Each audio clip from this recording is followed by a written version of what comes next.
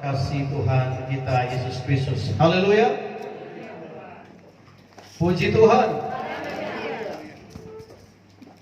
Saya bersyukur pada Tuhan melalui kesempatan malam ini, melalui kepercayaan Bapak Gembala sama Ibu, memberikan tugas untuk memberitakan firman Tuhan pada malam ini. Sebuah berita kesukaan yang tentu kita sangat butuhkan, sesuai dengan tema yang diberikan pada saya, pengharapan di tengah kemustahilan. Tentu kita dihadapkan dengan berbagai situasi kondisi yang bisa saja membuat kita skeptis untuk menjalani hari-hari hidup ke depan. Tergambar melalui adanya peristiwa demi peristiwa yang menggoncangkan, yang tentu saja salah satunya adalah iman yang kemudian merosot karenanya. Fenomena sosial yang terus mempengaruhi psikologi berpikir setiap orang telah memaksa kita berada dalam keterpurukan mentalitas. Akhirnya manusia diracuni oleh krisis moral dan karakter, krisis etika dan mentalitas, krisis kredibilitas dan integritas. Terbayang sebuah kesuraman, kegelisahan, bahkan ketika berhadapan dengan masa pandemi yang meluluhlantahkan sendi kehidupan sosial dan ekonomi, bahkan politik, mengubah cara pandang, menantang logika dan perasaan kita, sehingga bertanya, apa gerangan yang sedang terjadi? Bagaimana prediksi ke depan? Apalagi bermunculan lagi informasi-informasi yang cukup menakutkan, menggelisahkan banyak orang, bahwa ada COVID gelombang ketiga yang sudah masuk Jakarta. Kira-kira suasana seperti apa lagi akan dihadapi? Kita masih berhadapan dengan anak sekolah yang masih harus dihidupi. Ketika mereka harus tumbuh, tentu berhadapan dengan kebutuhan-kebutuhan.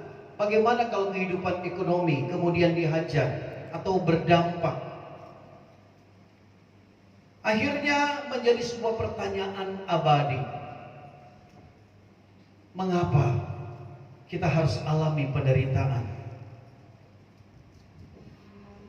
Mungkin sebagian bisa menyanyi, mengapa harus ku alami hidup yang sengsara ini? Kenapa? Terlihat betapa dampak dari COVID dan gejolak sosial serta politik, di mana syahwat politik menjadi dominan, memperlihatkan wajah negeri yang suram. Akhirnya menjadi sebuah pertanyaan metafisik. Kenapa penderitaan itu ada? Kenapa kita harus bergumul? Tidak pernahkah ada satu jawaban yang pasti bahwa penderitaan ini akan hilang, lenyap? Lalu menjadi pertanyaan teodisi, di mana Tuhan waktu anak Tuhan menderita? Di mana Tuhan waktu terlihat semuanya tidak mungkin? Kenapa? Sebab manusia menghadapkan diri ketika situasi yang bertentangan dengan perasaan pikirannya. Yang dihadapkan adalah logikanya. Tentu logika akan bertabrakan dengan apa yang Tuhan akan hadirkan. Maka logika hanya dapat menangkap hal-hal yang sifatnya standar insaniah. Maka dia menggunakan perasaan dan logika untuk mengukur sesuatu. Rasa takut, khawatir tak dapat dihindari olehnya. Itulah yang membuat maka manusia melihat bahwa apa yang berlangsung sesungguhnya adalah sebuah kemustahilan. Untungnya kita punya Kristus di dalam hidup kita yang telah mengubah cara pandang kita melalui firman-Nya, sehingga pikiran kita pun, mindset kita berubah dan kemudian dapat berkata, bagi Tuhan tidak ada yang mustahil. Mari kita membaca ayat Alkitab di dalam Yesaya pasal 9, kita bercermin pada situasi kondisi yang justru dialami juga oleh umat-umat pilihan Tuhan. Dalam hal ini bangsa Yehuda, untuk bisa memahami pengharapan di tengah kemustahilan. Ayat 1, Yesaya pasal 9 ayat 1. Kita baca ayat ini bersama-sama.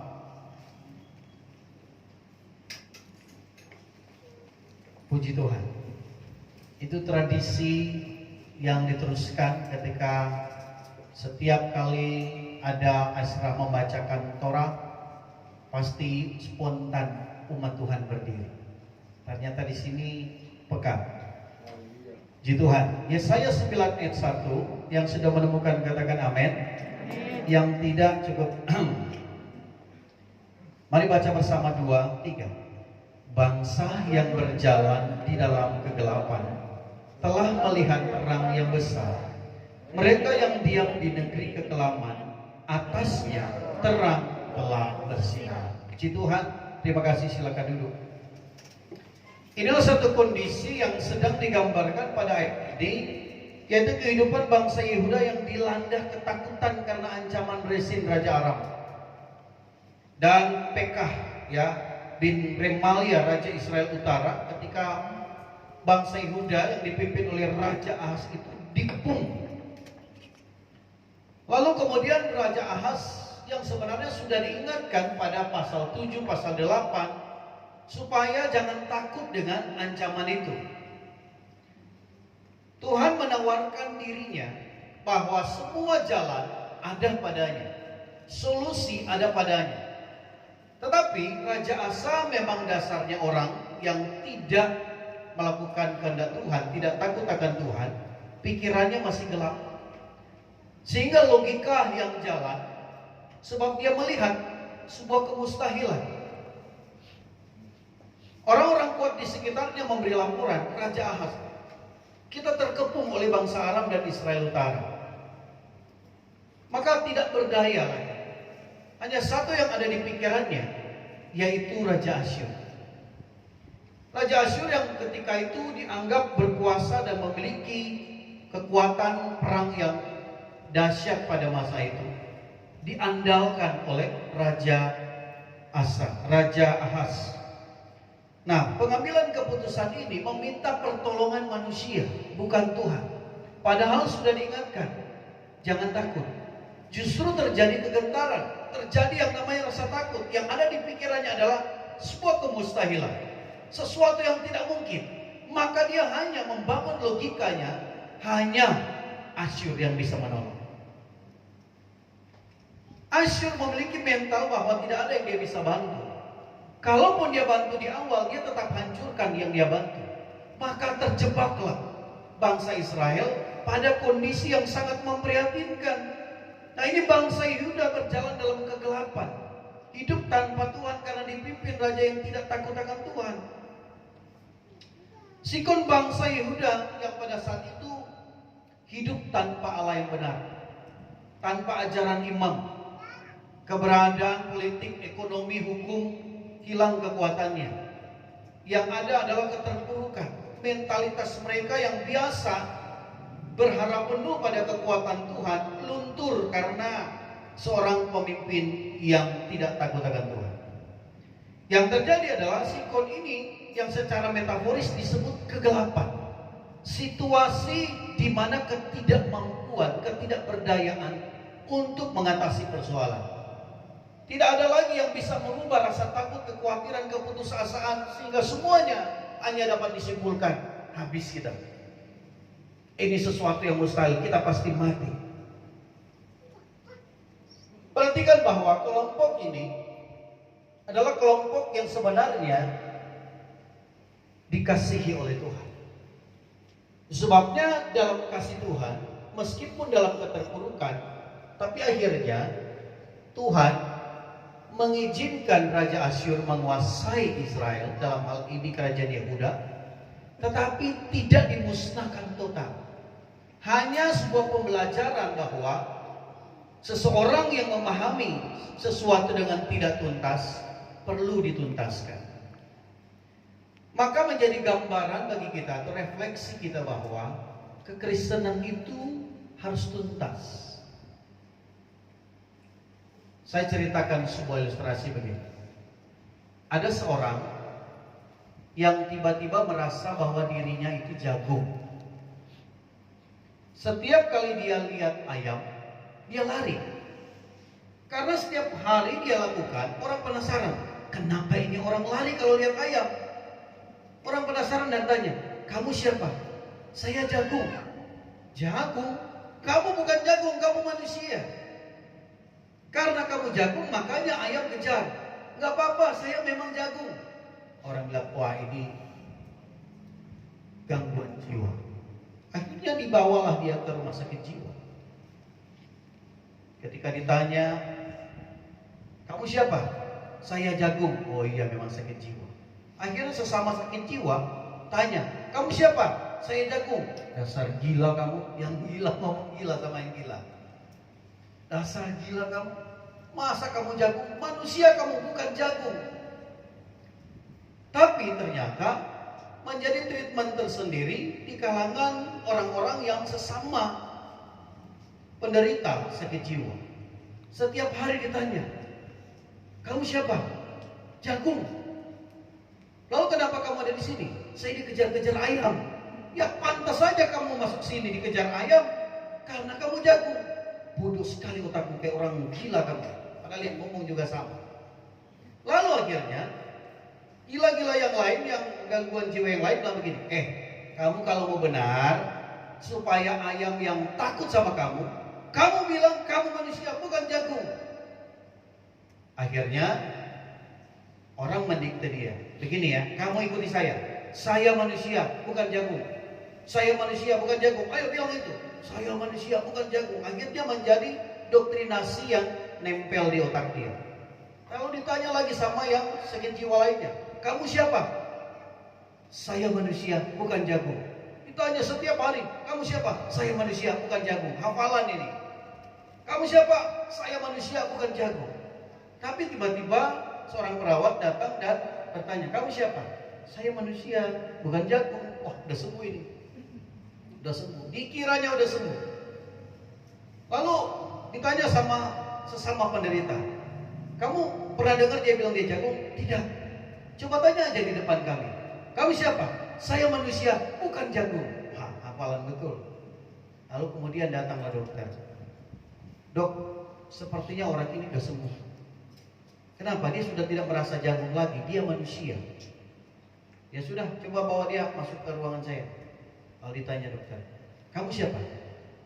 Saya manusia, bukan jagung. Wah, makin rapi. Oke, kalau begitu dia sudah mesti keluar karena sudah sembuh. Sementara resep dibuatkan oleh dokter, tiba-tiba orang ini bertanya, dok, sebelum saya keluar dari sini, boleh saya tanya? Silakan tanya. Kira-kira ayam-ayam itu sudah tahu belum kalau saya bukan jagung? Dan lihat ketidaktuntasan orang ini. Kadang-kadang kekristenan kita merasa cukup. Kita merasa bahwa kita orang Kristen. Tetapi faktanya kita tidak jauh seperti orang yang menyebut diri jagung. Ketika pun masuk ada treatment, tetapi ternyata tidak pernah mengubah hidup. Sebab apa? Hanya doktrinasi, hanya emosional. Maka kadang-kadang kita selalu bernyanyi tiada yang mustahil bagi Tuhan Yesus, lagu doang. Betul nggak? Begitu berhadapan dengan kemustahilan, kita nangis, berteriak dan tidak bisa buat apa-apa, dan kita berkata, Tuhan kenapa begini? Ngamuk, bersungut, dan hanya dapat berkata, Tuhan, aku tak sanggup. Aku tak sanggup lagi menerima derita ini. Sesengaja nyanyi biar produser dengar. Nah, Bapak Ibu Saudara, kekristenan dituntut oleh Tuhan untuk ada pada pencapaian standar minimalnya. Lalu kemudian ditambah sampai sempurna. Artinya bahwa banyak orang Kristen standar saja belum tercapai. Maka banyak sekali orang yang merasa bahwa pencapaiannya sebagai orang Kristen dianggap sudah bisa mimpin pujian, sudah bisa berdoa, doa makan gak dipandu lagi, sudah bisa sendiri. Padahal awalnya kalau bapaknya berdoa, Tuhan Yesus, anaknya bilang begini, Pak, malu-maluin aja udah tua gak bisa berdoa. Ya gini berdoa, Tuhan berkati makanan ini, amin. Gampang kan? Oh gitu doang. Tuhan berkati makanan ini, amin. Sudah gampang kalau jadi Kristen cuma gitu-gitu doang. Ketika dituntut lebih, Bapak harus lebih dari itu. Menyanyi, fals.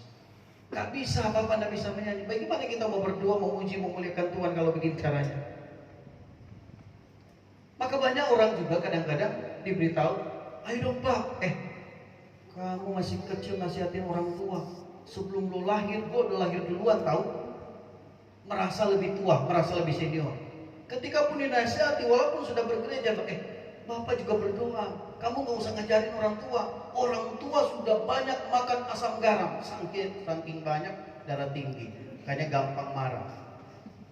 Nah, kehidupan kekristenan itu membutuhkan penerimaan untuk semua koreksi. Kadang-kadang firman Allah datang dengan lembut saja tersinggung. Betul? Misalnya bilang, saudara-saudara, hidup kita harus memiliki mental yang kuat. Mental yang kuat bagaimana? Coba gara-gara usulan lagunya gak diterima, dia ngamuk. Gara-gara panitia, kok saya gak ketua panitia lagi, saya berhenti mengiring Tuhan. Cuma gara-gara kok seksi konsumsi dia, iri-irian. Sudah tinggal aja di irian. Kekristenan membutuhkan kemantapan mentalitas. Karena dari sinilah kita bisa membangun sebuah pengertian kecerdasan rohani kita untuk melihat adanya pengharapan di tengah kemustahilan. Sebab dimulai dari mental kita. Iman butuh yang namanya mentalitas iman. Jika mental iman tidak terbangun, kita cuma hidup dari kata-kata saja. Artinya begini, kita cuma dibuat emosional dengan pernyataan-pernyataan kita sendiri. Aku percaya, bagi Tuhan tak ada yang mustahil. Menyanyi lagi, bagi Tuhan tak ada yang mustahil. Tapi itu cuma lagu yang disukai, nada yang enak dinyanyikan. Tapi prakteknya dia tidak mampu untuk implementasikan imannya. Tuhan, aku percaya Engkau ajaib, dahsyat dan luar biasa. Tapi begitu alami, Tuhan, masakan saya sudah mengiring Tuhan selama ini cuma begini-begini saja hidup saya. Keluhan demi keluhan tidak pernah selesai. Perhatikan kata kegelapan pada ayat ini dalam bahasa asli bakosyek, ya, artinya memprihatinkan, kebodohan, kekacauan, penghukuman. Ini gelap berarti orang-orang yang terkondisi seperti ini prihatin sekali kelihatannya, bodoh sekali, tidak punya sikap yang baik, mentalnya kacau dan memang layak untuk dihukum. Bandingkan dengan terang, bahwa terang itu adalah or, ya, bahasa Ibrani memiliki dua arti, cahaya terang, kebahagiaan, kehidupan, keselamatan, kemakmuran. Yang kedua menggunakan kata kabut, yaitu kemuliaan, keagungan, kelimpahan, kekayaan. Nah, pada ayat yang kita baca tadi ini, Nabi Yesaya mengungkapkan suatu kondisi bangsa yang sedang resah, yang dinarasikan sebagai bangsa yang berjalan dalam kegelapan dan diam dalam negeri kekelaman. Negeri kekelaman itu adalah orang yang seperti ada roh maut yang menempati pikirannya. Rasa mati itu orang-orang putus asa. Orang berada pada situasi kegalauan yang sangat dalam. Maka kadang-kadang orang seperti ini cenderung sensitif. Nah, Yesaya dengan narasi profetik mesianik menyatakan bahwa bangsa ini telah melihat terang yang besar. Ini masih bentuk profetik yang kira-kira akan teraktualisir dalam kehidupan setiap orang yang beriman. Artinya, iman itulah yang nanti memproduksi sesuatu yang kemudian kita sebutkan tidak mustahil. Dan iman itu diproduksi oleh firman. Ketidakmampuan menyerap firman, maka iman menjadi terpuruk. Nah, di tengah kondisi yang terpuruk ada tiga secerca harapan yang secara profetik muncul dalam teks di pasal 9 ini. yang digambarkan secara implisit pada ayat ini. Maka yang pertama adalah pembaharuan spiritual.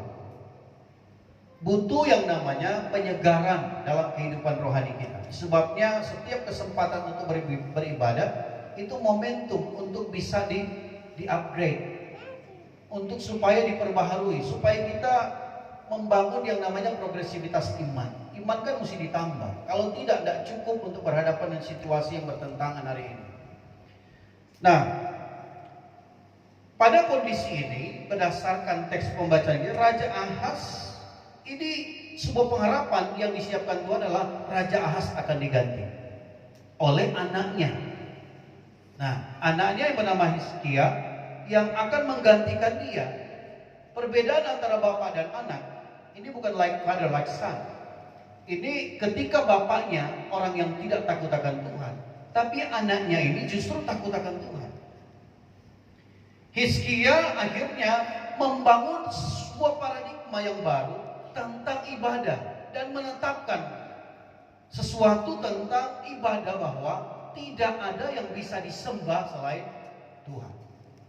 Yang diperbaharui adalah kehidupan spiritual yang mesti seseorang pahami bahwa iman yang merosot akan merusak aktualisasi dirinya sebagai pengikut Kristus. Sebab apa? Kehadiran kita sebagai spektrum Kristus di tengah dunia adalah representasi dari kehadiran Yesus. Yesus adalah terang, kita adalah terang. Terang Kristus sudah ada pada kita karena Kristus manunggal dengan kita. Nah, dalam hal ini ada sebuah pernyataan, ada tulisan di Jenewa itu terdapat tembok reformasi yang bertuliskan post Tenebras. Artinya sesudah kegelapan terang. Ini mencoba merefleksikan adanya reformasi di mana orang akan dikembalikan pada ajaran yang benar. Dikembalikan pada apa kata Alkitab. Back to the Bible. Nah, orang banyak diselewengkan. Hari-hari ini kan memang banyak orang diselewengkan. Mental-mental Raja Ahaz masih kuat di pemimpin-pemimpin yang ada di sekitar kita. Maka butuh yang namanya orang seperti Hizkia. Hizkia adalah seorang raja yang memang dihadirkan Tuhan sebagai pengharapan bagi orang Yahudi, bagi orang Israel, dalam hal ini juga adalah bangsa Yehuda, untuk melihat adanya secercah harapan yang adalah terang itu. Nah, perjalanan kekristenan membutuhkan yang namanya konsistensi iman. Bukan saja ketika kita percaya lalu kemudian selesai perkara. Ada hal-hal yang perlu dibangun.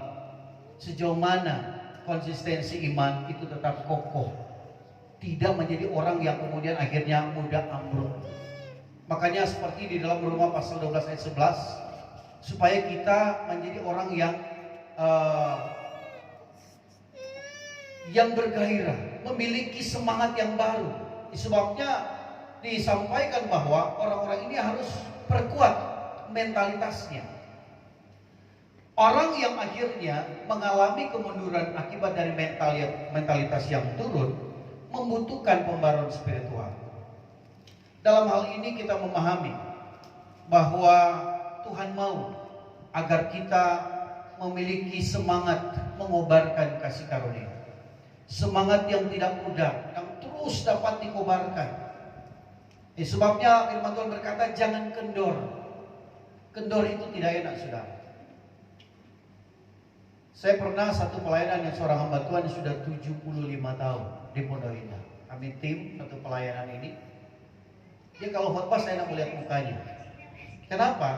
Dia gigi palsu atas bawah. Dan sudah tahu kalau sudah longgar akan seperti apa kelihatannya? Mari kita buka di dalam. Kita buka di dalam dia saya pasal yang ke-9.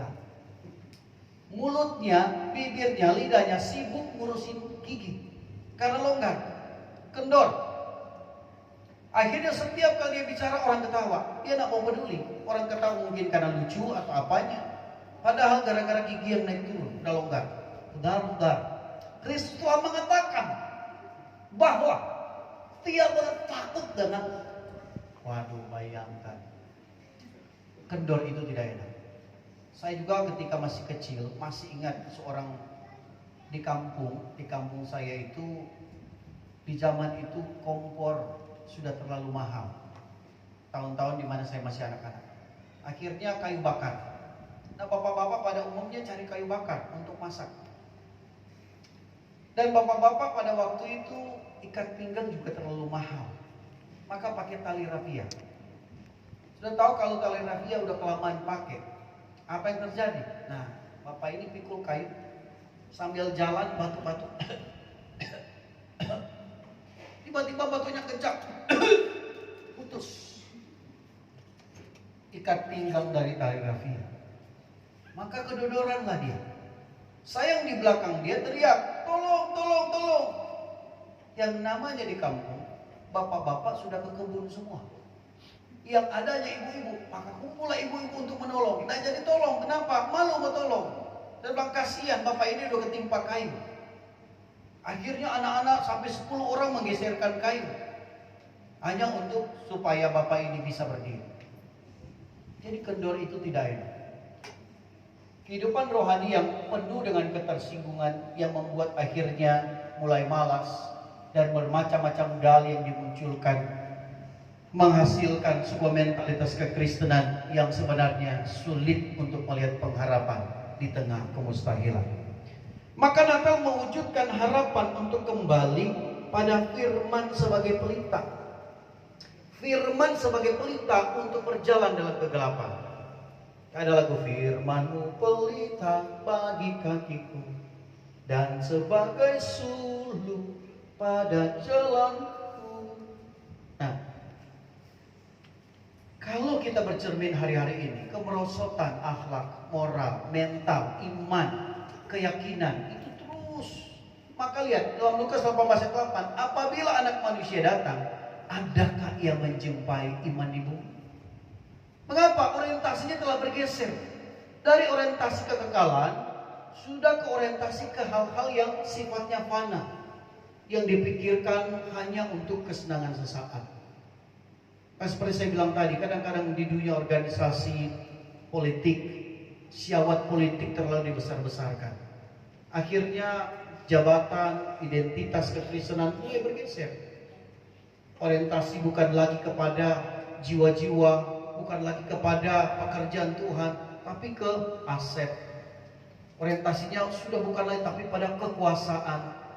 Pada organisasi gereja, walaupun politik itu adalah kekuasaan, tapi di dunia politik organisasi gereja harusnya adalah pelayanan, pengabdian. Jadi tetap kembali ke basic kita sebagai seorang hamba, pengabdi, pelayan.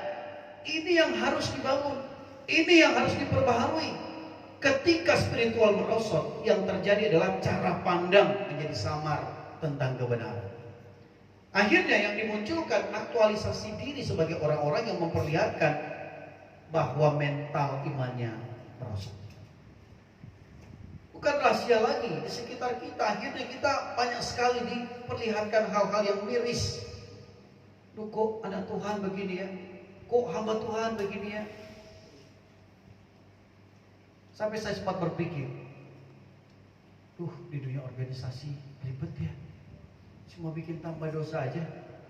Sempat hubungi seorang calon ketua MD kami, Om Yopi Silon.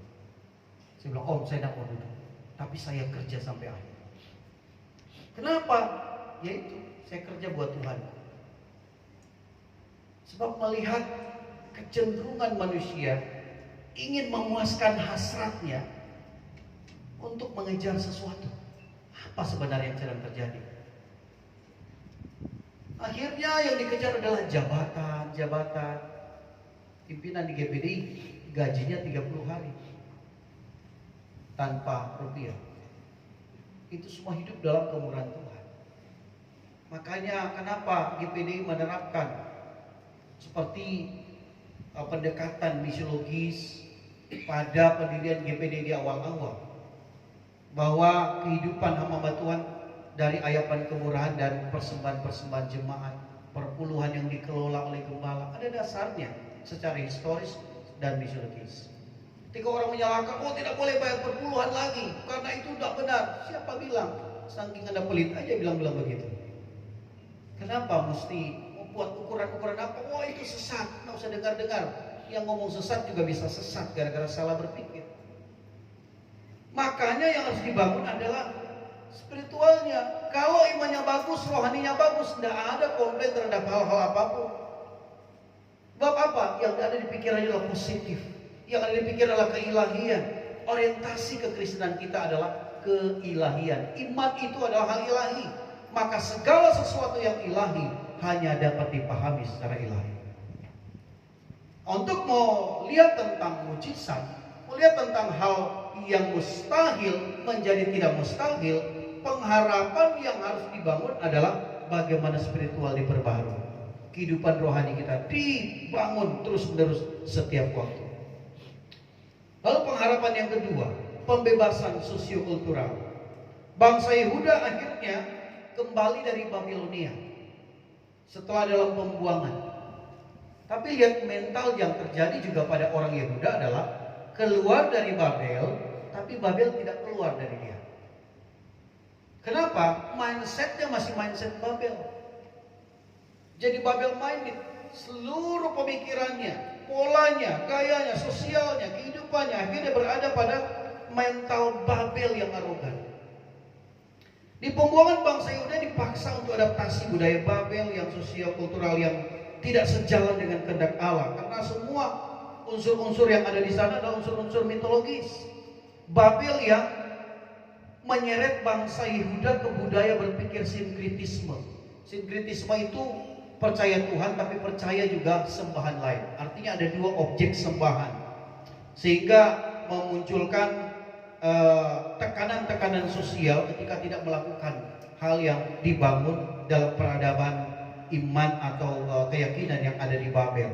Ada juga disebut monisme. Monisme itu semua dilihat dari satu kesatuan, atau seperti yang kita katakan mengeneralisir. Jadi generalisasi sesuatu. Ketika ada sesuatu yang buruk kemudian kita bilang, oh itu kan begini. Ada banyak pembelaan yang dengan cara monisme. Pemikiran ini yang melahirkan yang namanya globalisasi, melihat secara global. Kemudian ada sintesis. Pemikiran sintesis adalah perpaduan, berpikir antara yang tidak benar dan yang benar dipadukan, sehingga ini menjadi umat yang kompromistis. Lalu kemudian muncul sebuah pemikiran dualisme. Dualisme adalah menerima kebenaran Allah, tapi menerima juga budaya setempat yang kemudian harus dianut. Tradisi harus diserap dan kemudian digunakan. Nah, ini memberi gambaran kekinian bahwa dunia mengikat manusia pada budaya berpikirnya yang syarat dengan hedonisme, materialisme, satanisme, dan sekulerisme. Kekuatan ini yang mendominasi sekarang juga, bukan? Orang begitu hedonis otaknya. Kenapa? Sudah menghambahkan diri pada kesenangan dan diseret kepada hal-hal yang sifatnya sekuler, diseret kepada hal yang sifatnya satanis, sehingga pedukunan menjadi profesi yang paling laku hari ini. Miris kan anggota DPR orang Kristen tapi pakai dukun. Untuk apa? Kelanggengan jabatan. Miris juga orang Kristen yang punya usaha tapi pakai pesugihan. Orang-orang yang ingin punya pacar tapi kemudian pakai pengasihan. Ini orang-orang lulusan Gunung Kawi rata-rata. Tuhan di sini tidak ada yang ngatur. Nggak ada lah sama sekali, karena sudah pasti didoakan setiap hari oleh Bapak Gembala, Ibu Gembala, dan pasti steril semua dari okultisme, dari roh spiritisme yang bisa mengancam. Dikira Anda mengancam, itu perjanjian darah.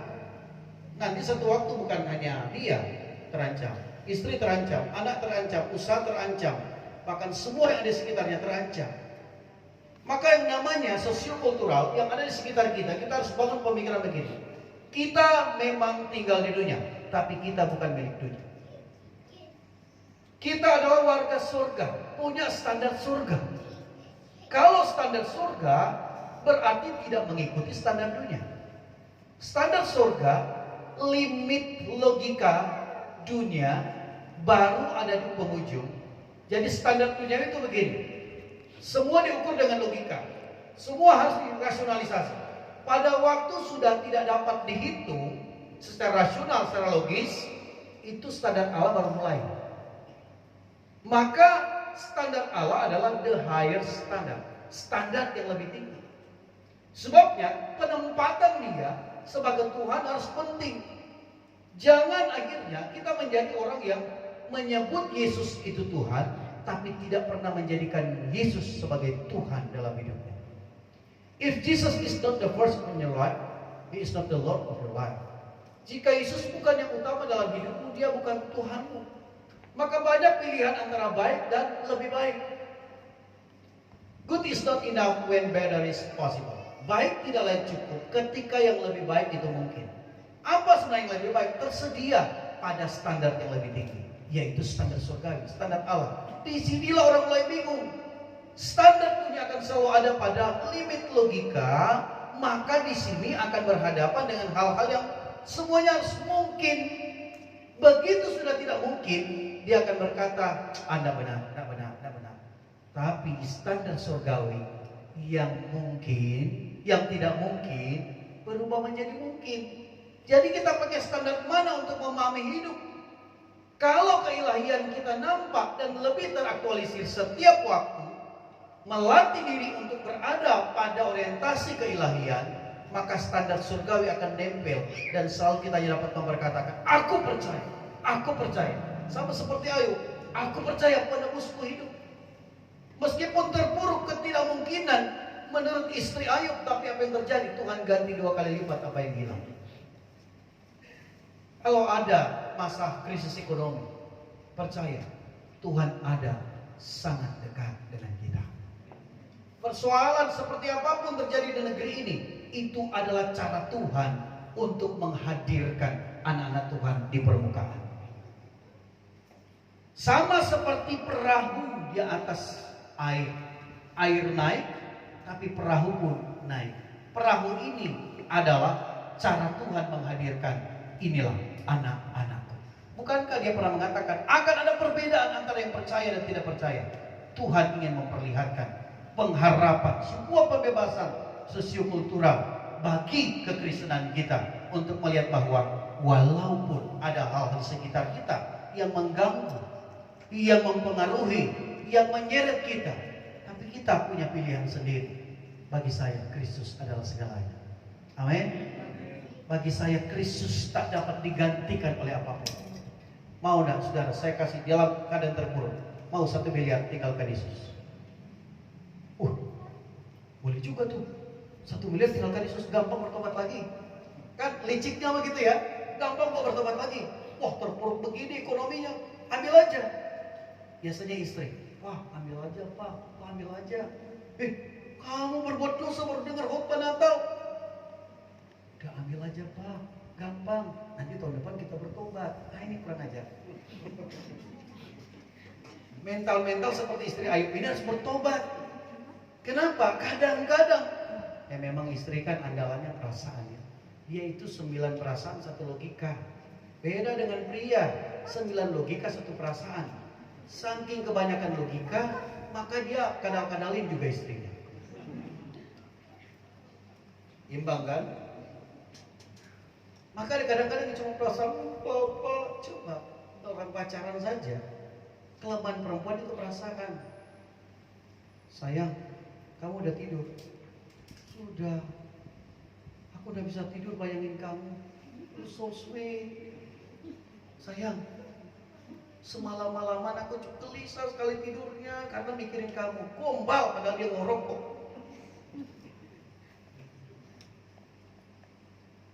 Makanya cewek-cewek kalau lihat cowok, lihat dulu setia ke gereja enggak.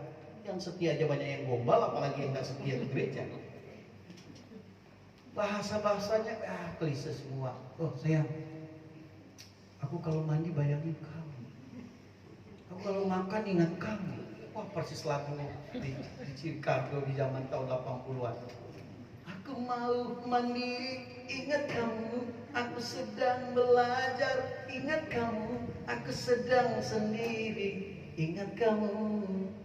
Bohong. Tapi perempuan suka sekali yang namanya bohong. Oh iya ya, terima kasih, so sweet deh sayang. Aduh jadi kangen deh, aduh.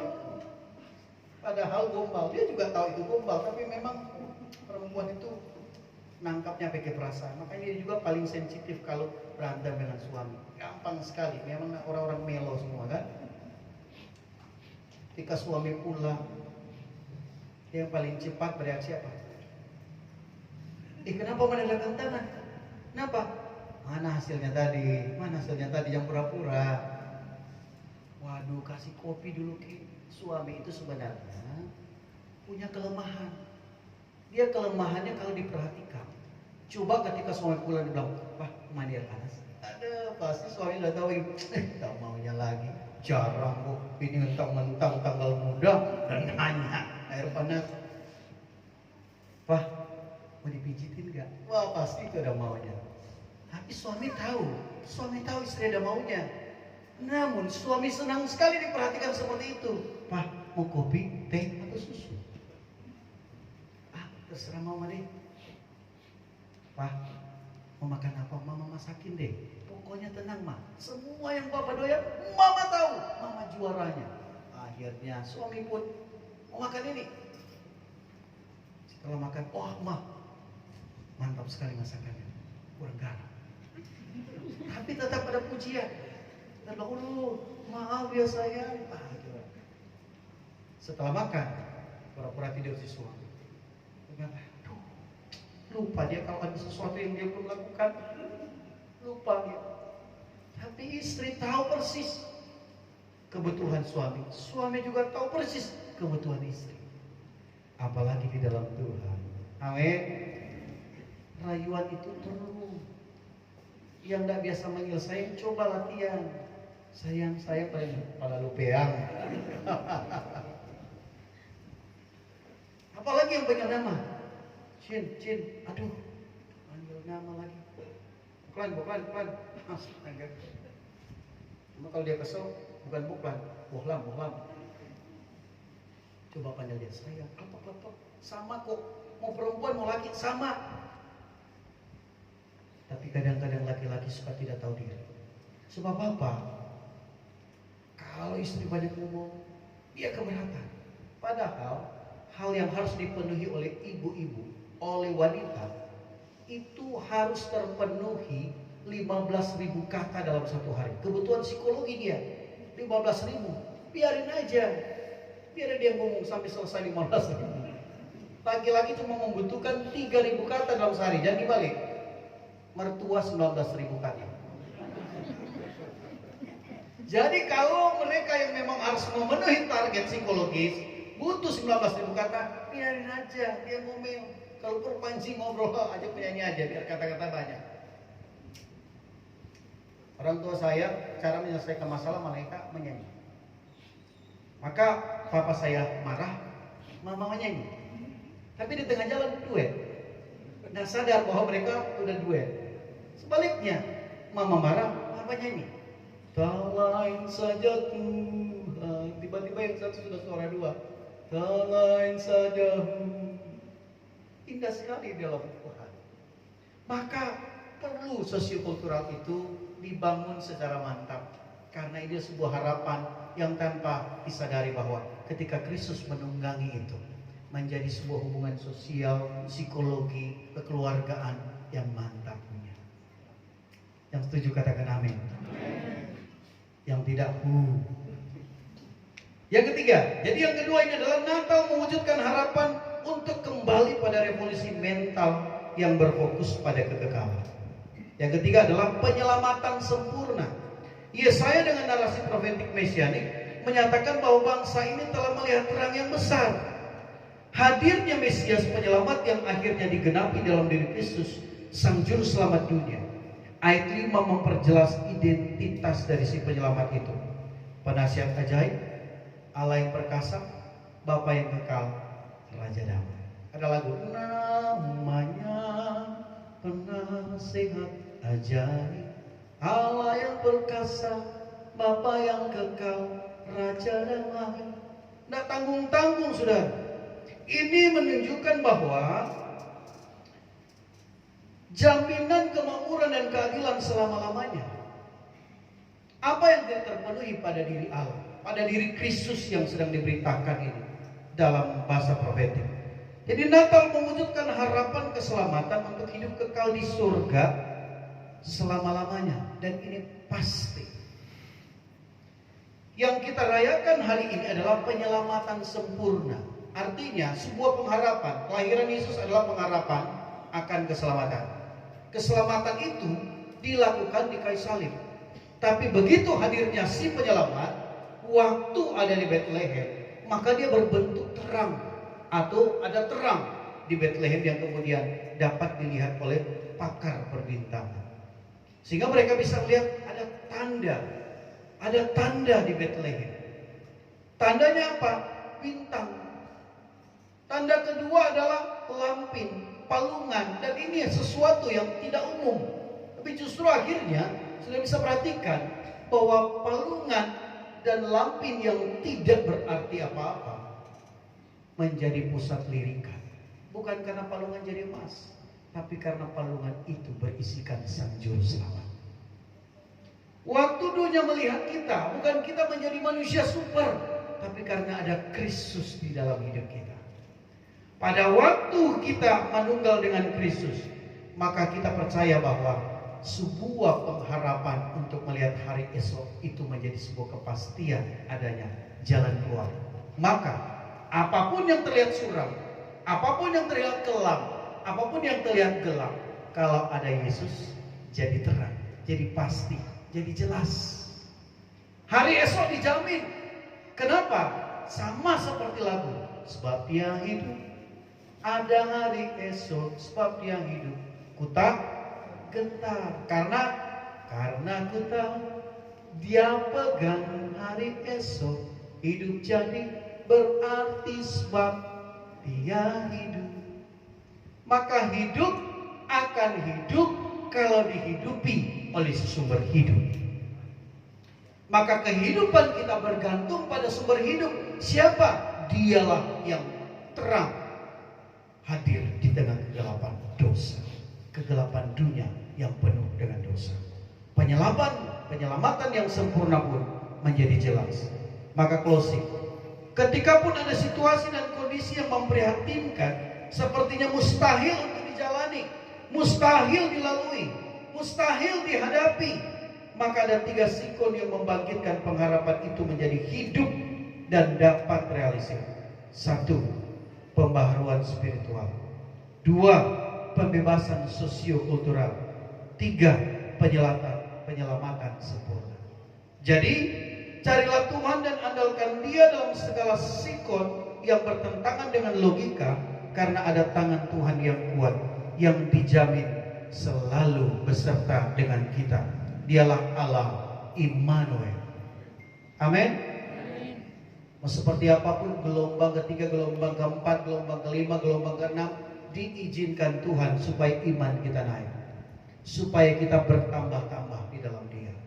Tuhan kiranya menolong kita, memberkati kita dengan pengharapan yang sungguh-sungguh dalam Kristus, untuk melihat semua kemustahilan itu akan berubah menjadi tidak mustahil.